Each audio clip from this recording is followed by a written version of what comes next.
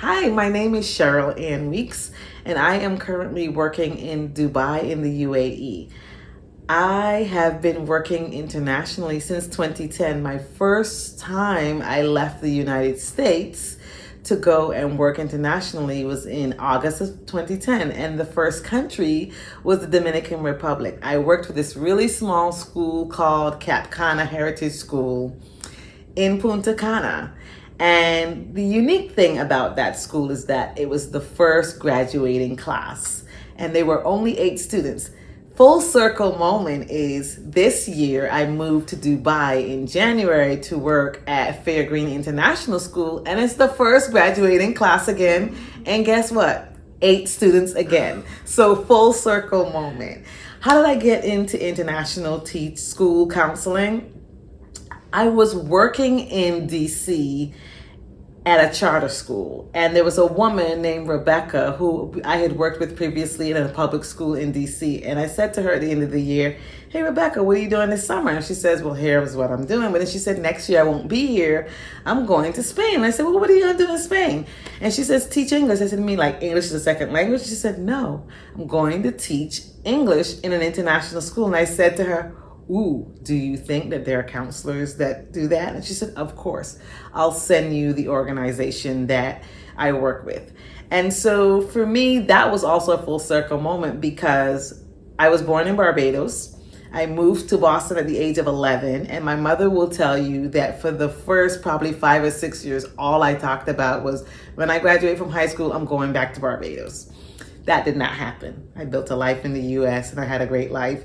But in that moment in 2009, when Rebecca said she was going to Spain, something went off in me and I was like, ooh, I can go live abroad and experience being a counselor there. And initially I thought, I'll go for a year, I'll find a job that's a year, and I'll come back.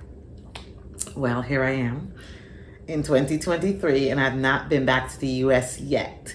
So it's been a great opportunity. I will say I learned a lot about myself as a counselor, as a human being. I think the biggest lesson and what kept me going as an international school counselor was I learned balance.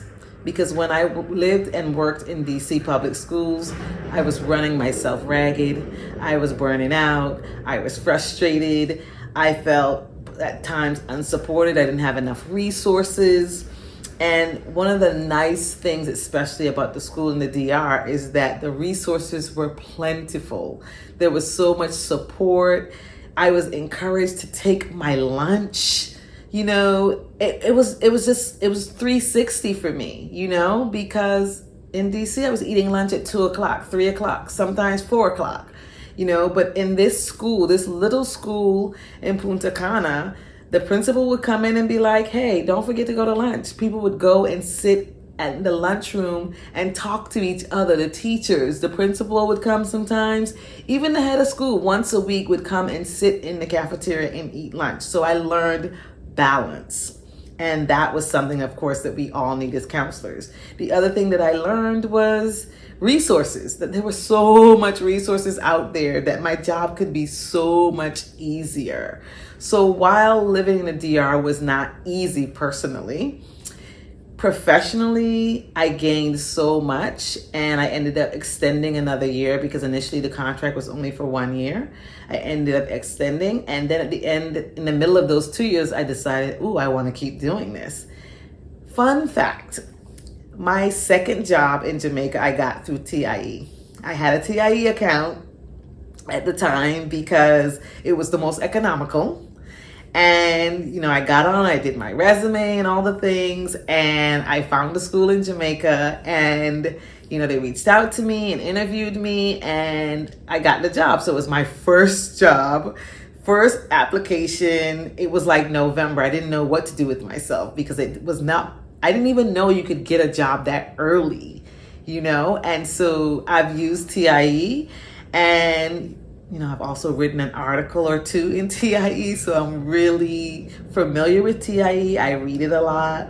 And now I'm teaching a course at PTC, you know, which is connected to TIE again. So there's a lot of full circle moments for me that come from TIE that bring me back to TIE. And so It's been a great experience. What I love the most about being an international counselor is getting exposure to different cultures, of course, because every time you go to a new country, you're learning something about that culture. I am a history kind of buff. I love to go to museums. So that's part of the fun for me, is going and learning things about a community, about a culture, but also getting to know different students, getting to learn different resources.